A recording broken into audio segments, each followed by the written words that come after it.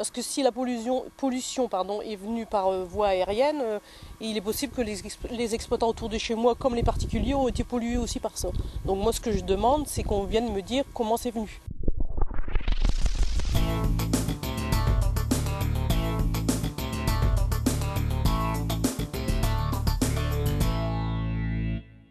Mesdames, Messieurs, bienvenue dans l'actualité de ce mardi soir. L'inquiétude qui grandit à Ebbe, près de Maubeuge. Des taux de dioxine 5 fois supérieurs à la normale ont été détectés sur une exploitation agricole par les services vétérinaires.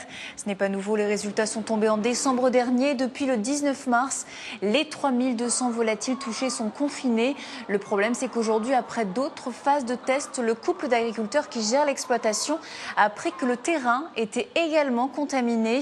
Impossible pour le couple de savoir d'où vient exactement cette molécule dangereuse pour la santé. Elle vient d'une pollution dans l'environnement, mais les tests ne dévoilent rien de plus précis. Il faudra donc sûrement faire euthanasier les 3200 bêtes, mais ça ne règle pas le problème de la contamination du terrain. Les œufs produits ne peuvent également pas être vendus. Le couple a déjà même perdu son contrat avec Cocorette.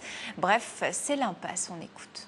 Au niveau économique, c'est un lot de volailles, je l'ai acheté donc pour avril l'année dernière, il m'a coûté 15 000 €, qui a été réglé bien entendu. Donc ce lot-là n'a pas d'issue financière puisqu'il va partir à l'équarrissage, donc une perte totale, une perte sèche. C'est la catastrophe totale, on essaye de se débrouiller, voir comment faire à côté. Mais bon, moi le plus urgent pour tout de suite, c'est de trouver la solution au niveau terrain et de trouver un débouché en poule au sol pour moi faire de la poule en bâtiment.